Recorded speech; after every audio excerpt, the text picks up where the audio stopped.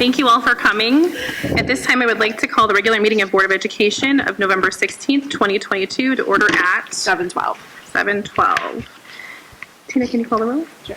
Jose Alamilo. Yes. Andrea Delzati. Here. Miranda Secchi is absent. Allison Downs. Here. Tina Iwanio is here. Ina Sada. Here. And Jennifer Ziegler. Here. Also in attendance is Dr. Borchesky, Dr. Leva, Ms. Maganello, Mr. Humbles, Mr. Dini, Mr. Moranto, Dr. Kartsamis, Ms. Howlett, Dr. Stavro, Ms. Maglione, Ms. Grokey, Mr. Amsler, and Darcy Correa, Board Attorney. Do we have a quorum? Please stand for the pledge. I pledge allegiance to the flag of the United States of America and to the republic for which it stands, one nation, under God, indivisible, with liberty and justice for all.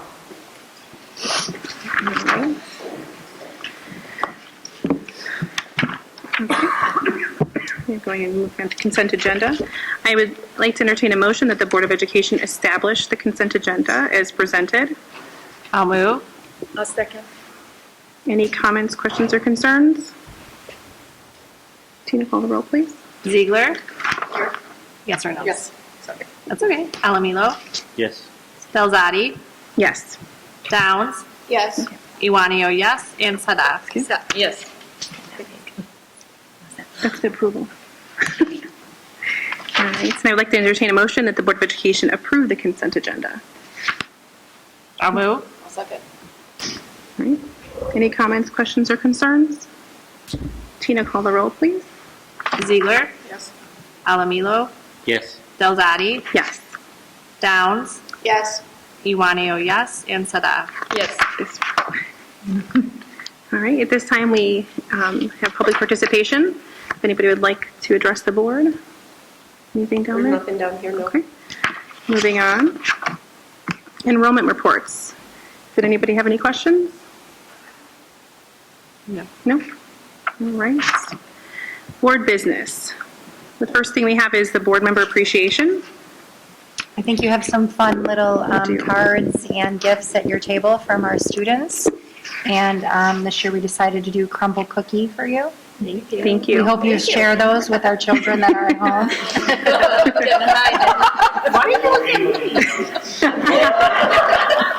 Or anybody in the audience.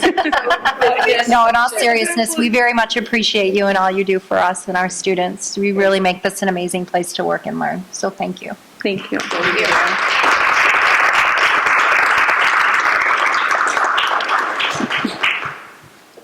Thank you so much. All right, next thing on board business is the IASB Board Leader Recognition.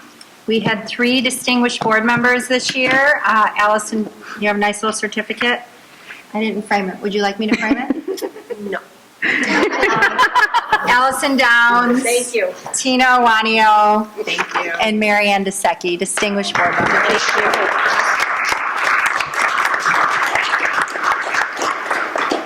I have a frame at home, I'll put that in. I'm sure you will. I'll be looking for it the next time I'm there. All right, next thing is Triple I Conference this weekend, the 18th through the 20th.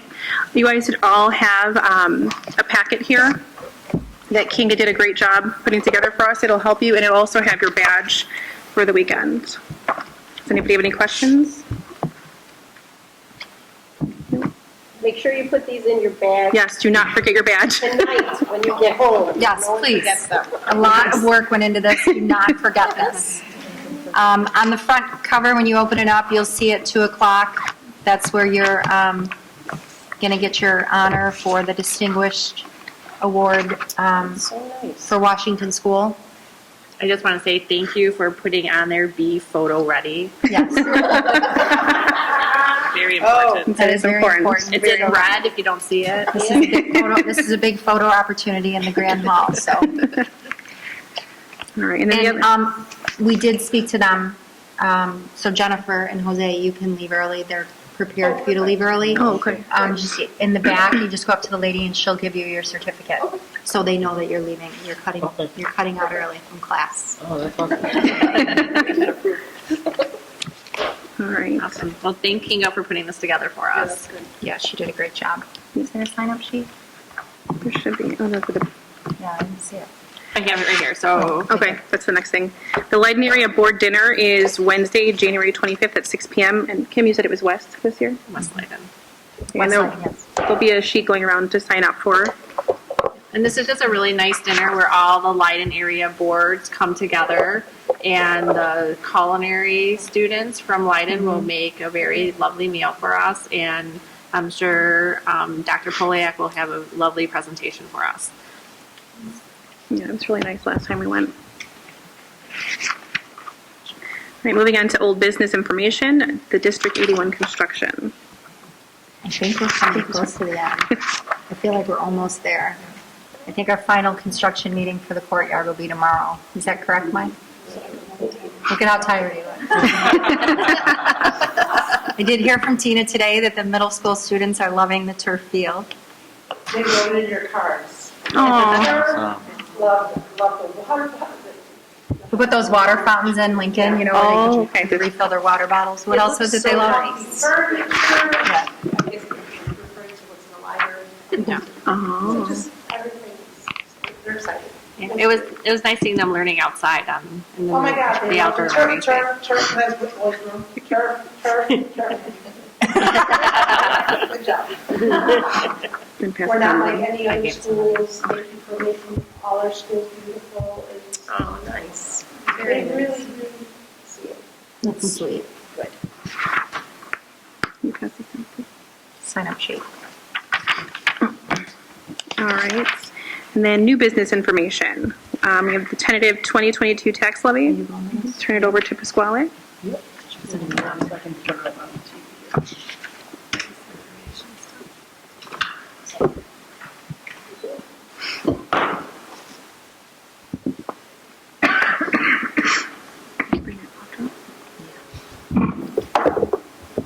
So close. It's okay if I have a cookie now. Please do. Only you have to share. You have to share.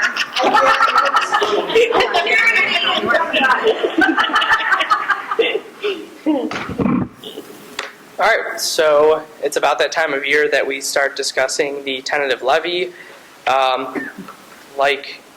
The new board members would not know, but the other board members know that we present this every year in November. The levy is one of basically the two major functions that you guys do as a board, that being the budget and then the approval of the levy.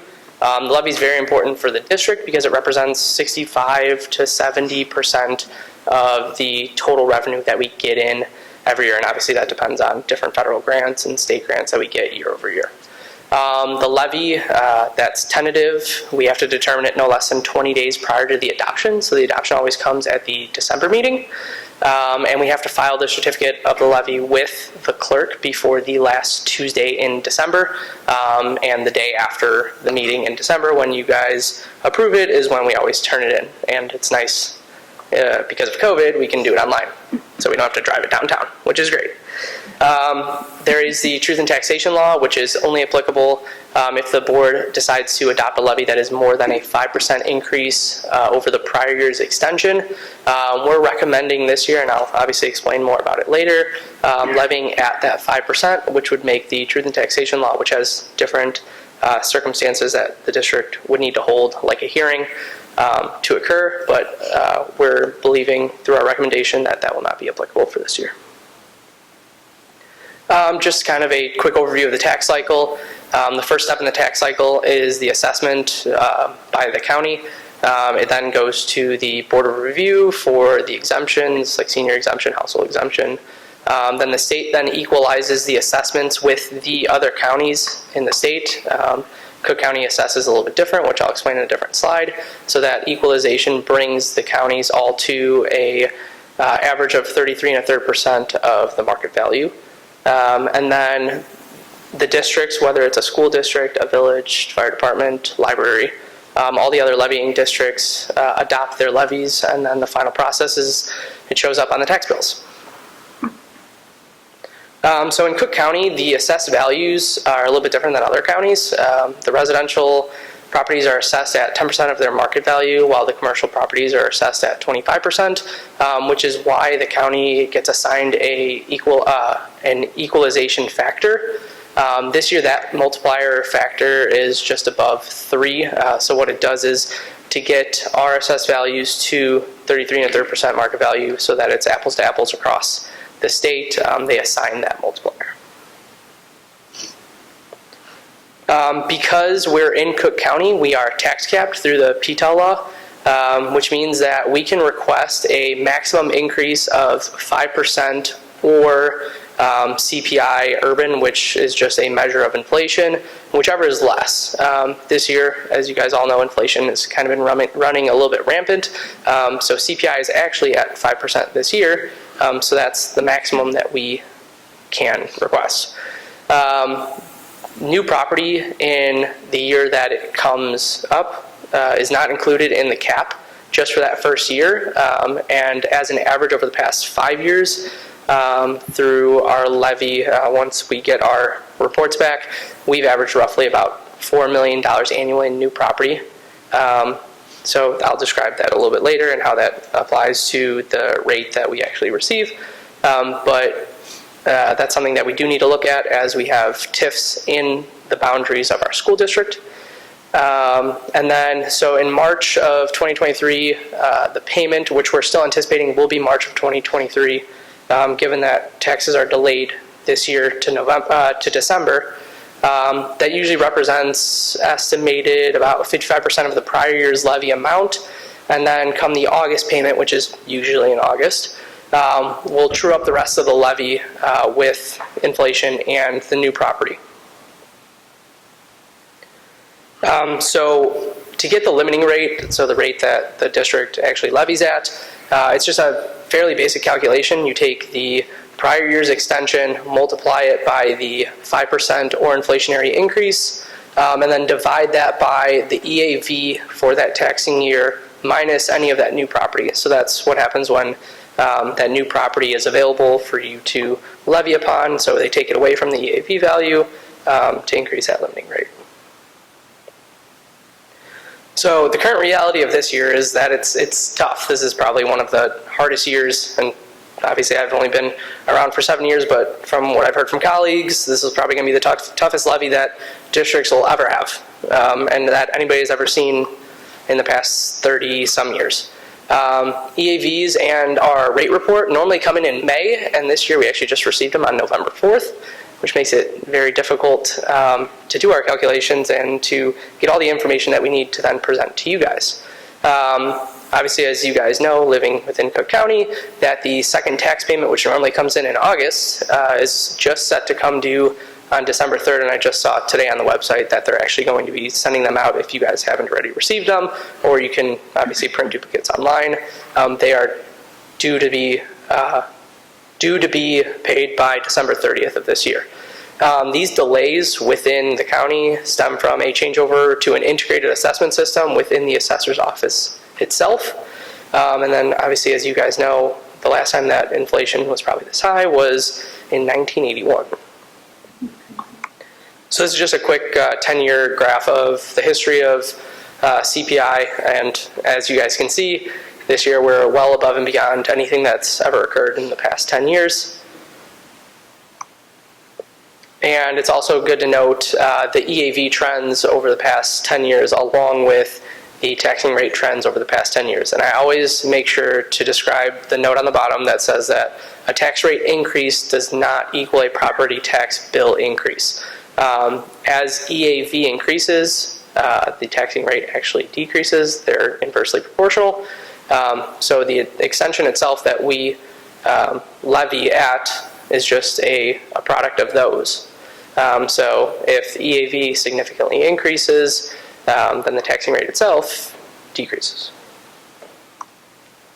There's two public acts that the state of Illinois is now requiring. The first one, or well, requiring per se. The first one is that the taxing bodies themselves can receive a supplemental levy that is actually automatically extended to the districts without action of the district itself. And what this does is it allows the districts to recapture losses from certificates of error, board of review decisions, or PTAB appeals. Last year was the first year that this came to be, and we actually received an additional close to $500,000 last year from these, and they automatically get added by the clerk onto our levy when we receive the rate report, hopefully now in May. So normally the county treasurer will certify the amounts November 15th, but by the time the districts actually get them in an email and we're able to see them, it doesn't end up being till like the next week. Last year we received them on November 22nd, so we're hoping that we can receive them next week, and then I can report back to you guys what the amount for this upcoming year will be. The other act that just came up this year is that the districts must now disclose cash balances on operations, and you guys receive this every month in our treasurer's report, but this is just one of the things that I decided to put on the slide just to make sure that we're in compliance with this new public act. So here's one of the things that Cook County does is Cook County actually reassesses triennially, so they have different portions of Cook County that they reassess on a 3-year cycle. And we received the summary of the township's assessed values we received probably about last month. And this is one of the things that makes this levy also a lot difficult per se. As you can see by the chart here, which was taken actually from the assessor's report that we received online, residential assessment, and obviously this is prior to appeals and review, went up 42%. Commercial 56, non-for-profits 26, and then commercial and industrial, as you get lower, 72 and 85%. But as you look at the average total across all classes, it's looking at about a 62% increase in assessed value. So we do have some TIFs, which are tax increment financing districts within our district themselves, and I put together a little memo for you guys within the board packet that kind of explains some key terms that I've been talking about throughout the presentation, and this is one of them. So what this TIF basically is, it's a section that's set aside. The EV is frozen at that moment to develop the areas, and then once these TIFs quote-unquote sunset or now are set back to the districts, they're able to recoup that as new property in that first year. So this is the first one that is sunsetting since I've been here, and it's one that's at Manheim and Belle Plaine. It's a little section that contains the Turtle Wax, the Duncan, BP, and the O'Hare Inn. This TIF is actually kind of not included, but it's within a little section of a larger TIF that will be sunsetting into the future. But this is one that's coming up on this levy year.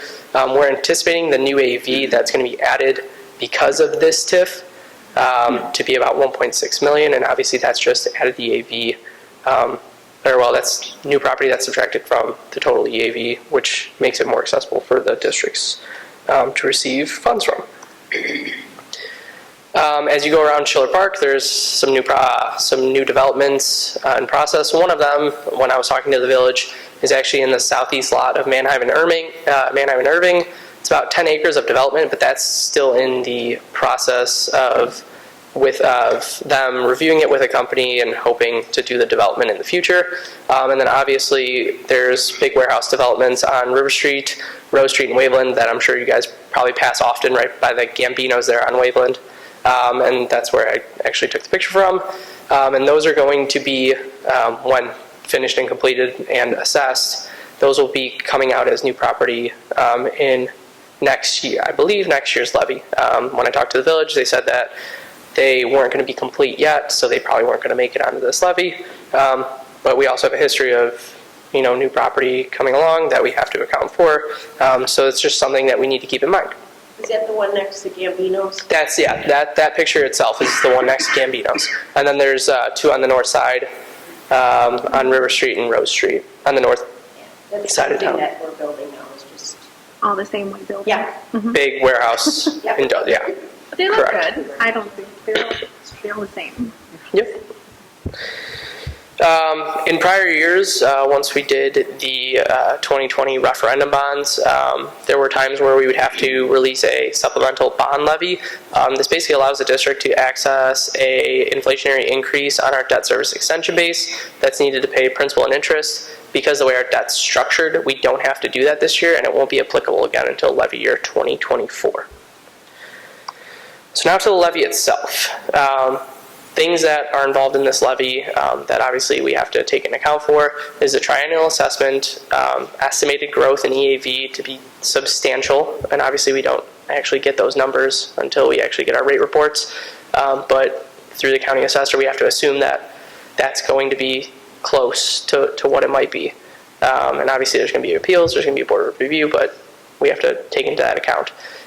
Given our average in new property over the past 5 years, along with the possibility of maybe one of the warehouses coming due, plus the TIF that is sunsetting, we're anticipating about $5 million in new property. And there's also 4 funds within the levy itself that have maximum rates: the O&M fund, special ed fund, fire prevention safety, and the working cash fund.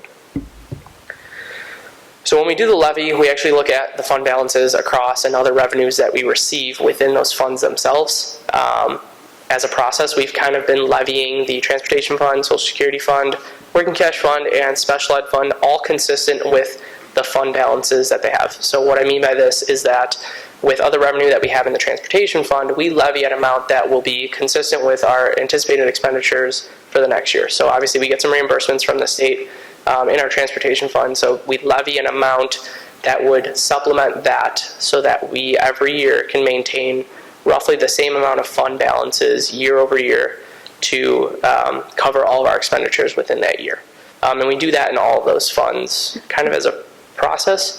And then what we do is to reach the amount that we want to levy as a district, we increase the education fund and the O&M fund to supplement the amount that we want to levy. Over the past 6 years since I've been doing the levy, we've always levied at 4.99% or 5%, just below the truth in taxation threshold. And we do our increases in the ed fund because we're a school, and that's our biggest set of expenditures is through teachers and the benefits of them. So we increase in that fund also because it's easiest to transfer money through that fund to other funds if we need it, like say for construction projects that we've been doing within the district. We're at a point now where our municipal retirement fund has some pretty healthy fund balances.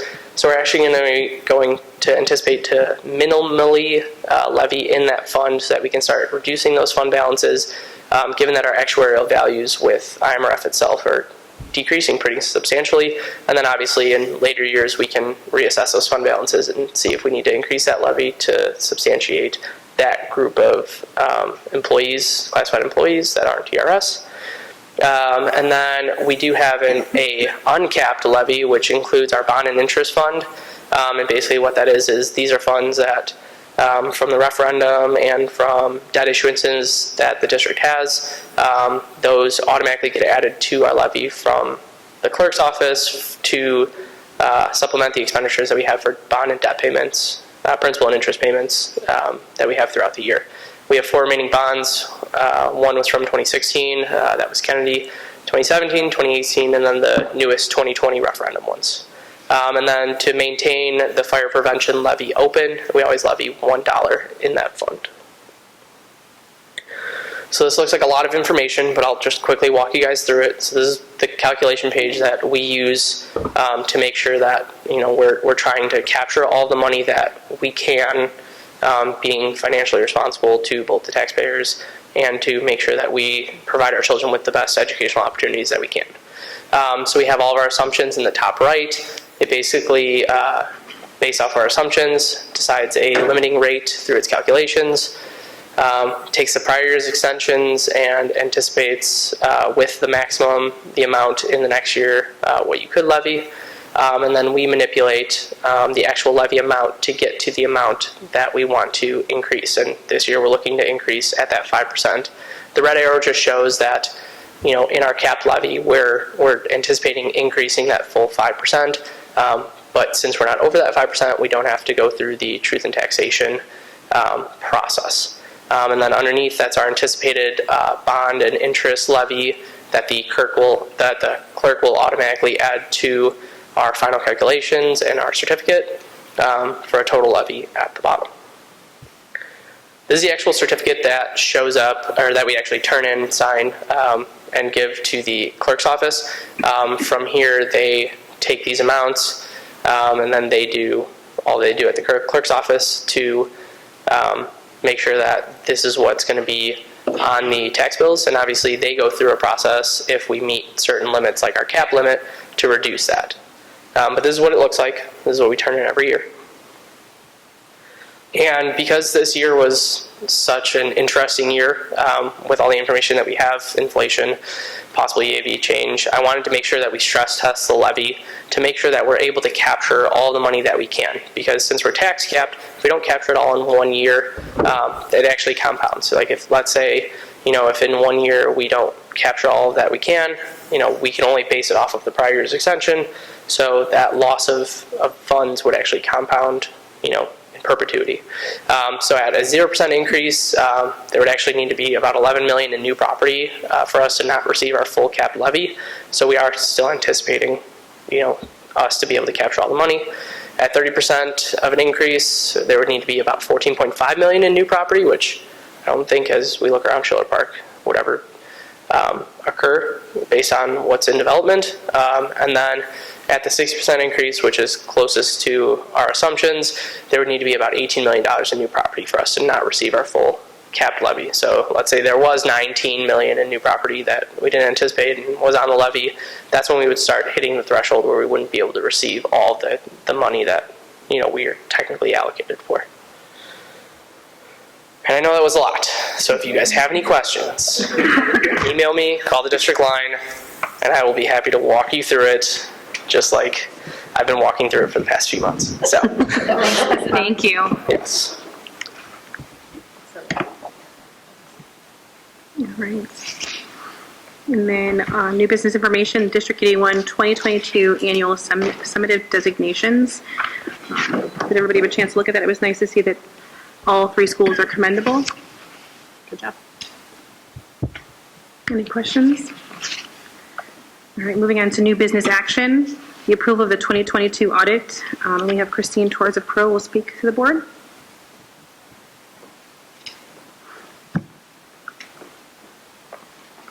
Good evening. I am here to talk about the 2022 audit. I'm excited to say that I'm here and it is finished. We have finished this year, and delays by the federal government, by the state, by various other entities that have delayed us in the past did not happen this year. So it feels like not only are we moving past COVID, but we are moving past delays at other entities. So that is good news. What I'm going to do is kind of walk you through some of the highlighting changes from each of the different reports. I'll start with the financial statements themselves. When you look at the financial statement audit, the first thing you'll see when you go through is the opinion itself looks different than from previous years. And that's really because there was a change in auditing standards. So all opinions have changed across all audits, not just municipalities or school districts or in the government area. This is going across all types of entities, whether it's public or private. So the one thing that I like to point out is before that most important paragraph, the opinion paragraph, used to be buried on the second page. It is now the first thing that you read when you look at that report. So that is the most important part of the opinion, and what it says is that your opinion is unmodified and there's no exceptions to all of the amounts that we tested within those financial statements. So that's the best type of opinion that you can have and the type of opinion that you want. So that is a really good place to be, where you have an unmodified opinion. We were able to see all support for all of the different financial statement amounts as well as the notes in there as well. As you go through the report itself, I always recommend reading the management's discussion and analysis. That is really the best place to get a good summary of all of the other information throughout that report. It gives a high-level comparison of prior year to current year amounts and a brief explanation for some of those more dramatic differences. So definitely recommend going through and reading that, even if you don't get into all of the detailed pages and notes and 15 pages on pension and OPEB plans behind that as well. So that is a really good place to go ahead and get a good explanation. As you go through, you'll see that your education fund had a good year. There was a lot of good state money that came in from the ESSER funding. It's interesting for me because I see this funding at a lot of different levels. And the first people who got the money from the state for the COVID funding was really the universities and the states. And now finally some of that is all trickling down to you, where some of the universities and colleges are done with their spending, and you guys are really still right in the middle of that spending. So that's something that we expect to see continue through next year as well, the year that you're currently in, since I'm talking back to June 30th, 2022, but that's something that will continue into the future. So as a result of that, you have a lot of good money there that's being put to good use to help improve, many different aspects of the school. And part of that money is, since it is federal, is one of our major programs for the current year. So what we do with that money is we choose a sample of expenditures, and we're comparing that to what the grant says that you can spend that money on, and whether or not it was spent in accordance with that grant agreement. And I'm happy to say that as we went through that testing, we had no exceptions for that process. All of the ESSER money that we tested had no findings, no issues, and had the right controls in place around it for it to be properly approved. As you continue through, one other thing that I wanted to point out is your transportation fund is starting to get, I think, more to a normal cycle. If you remember, we had talked about how it had been really high for 1 year because there was no transportation costs the year that COVID hit, but you were still getting all the funding. And then it's going to dip down because you're reporting it to the state and getting less money because that transportation didn't happen. And now it's going to start going back up again because now transportation is back in place, and it's going to start leveling out. So there was some increases, some decreases, and it should be getting back more onto its regular scope.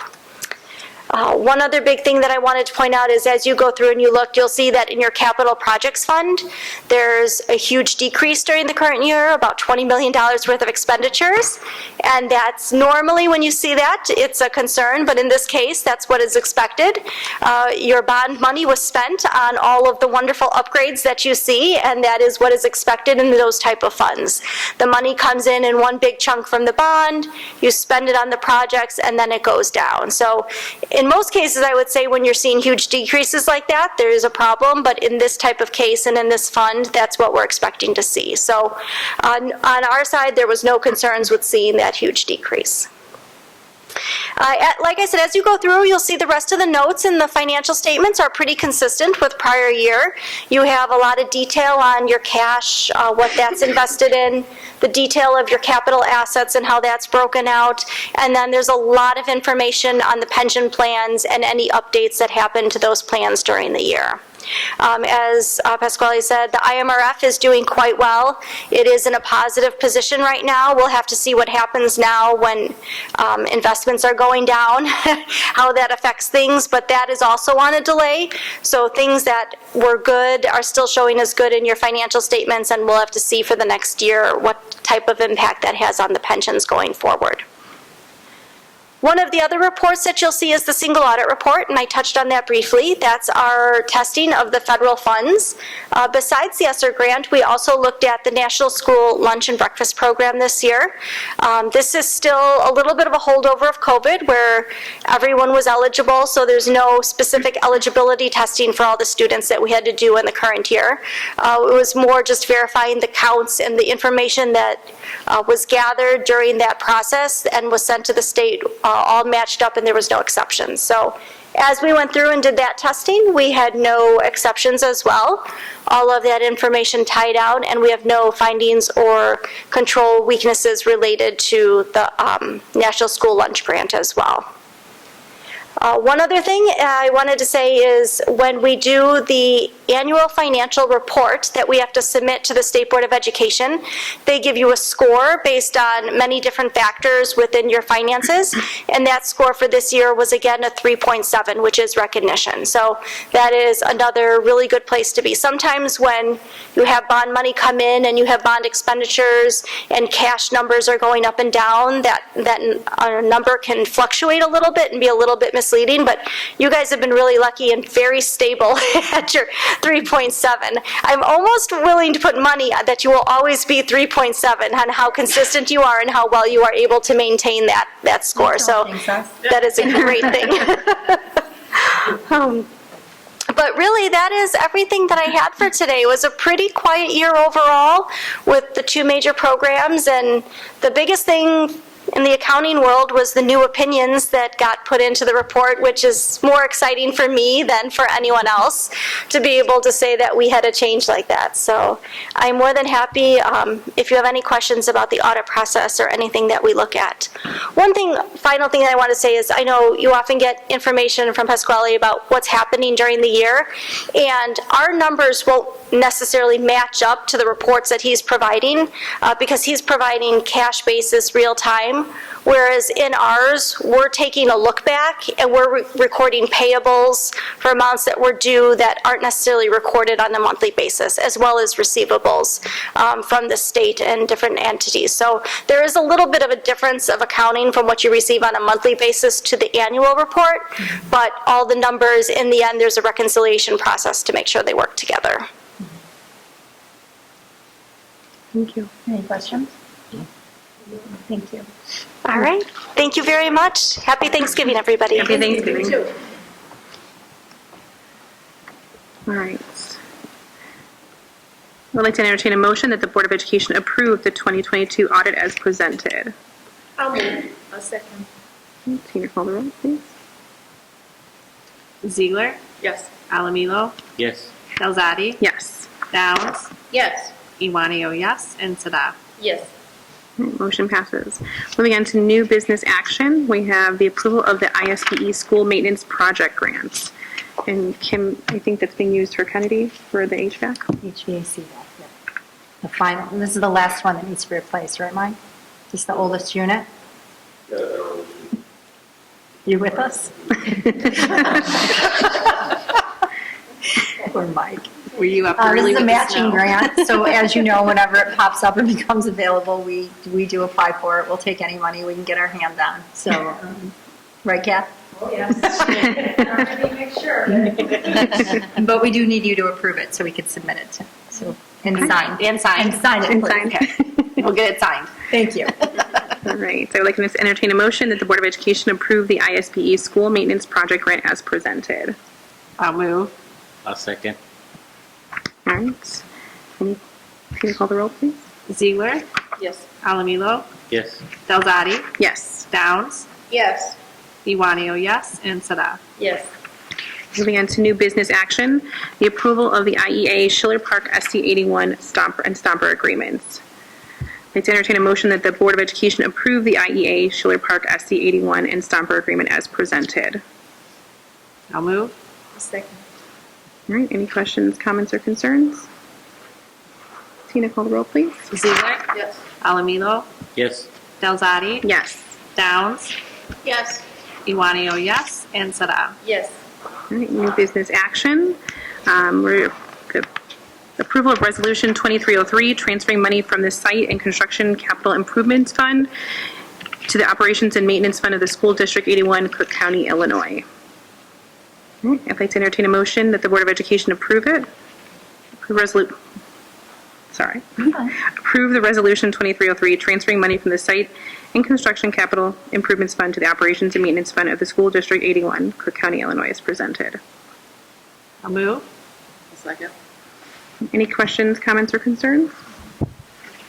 Tina, call the roll, please. Ziegler, Yes. Alamilo, Yes. Delzadi, Yes. Downs, Yes. Iwanio, yes, and Sada. Yes. All right, moving on, new business action, the approval of the resolution 2304, the Board of Education directing the school treasurer to permanently transfer monies into the amount of $1,210,000 from the O&M fund to the capital projects fund.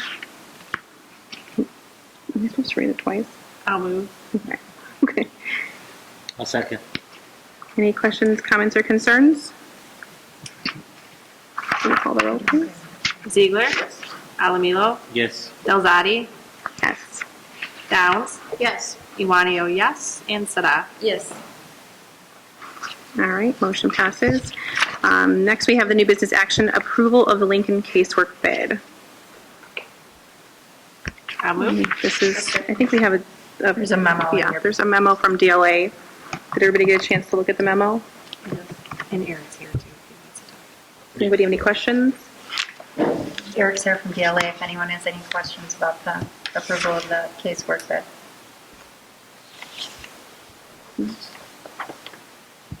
All right. I'd like to entertain a motion that the Board of Education approve the Lincoln casework bid as presented. I'll move. Tina, call the roll. Ziegler, Yes. Alamilo, Yes. Delzadi, Yes. Downs, Yes. Iwanio, yes. Sada. Yes. All right, new business action, rejection of the Lincoln prop storage bid.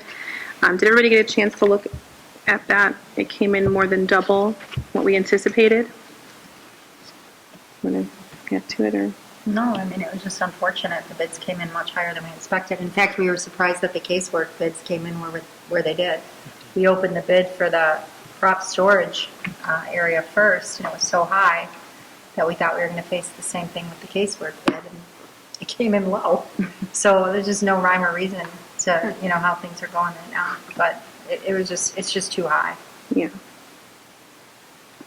And I would like to entertain a motion that the Board of Education reject the Lincoln prop storage bid as presented. I'll move. A second. All right, any questions, comments, or concerns? Tina, call the roll, please. Ziegler, Yes. Alamilo, Yes. Delzadi, Yes. Downs, Yes. Iwanio, yes. Sada. Yes.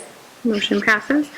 At this time, we have executive session. Does anybody have any questions or concerns for executive session?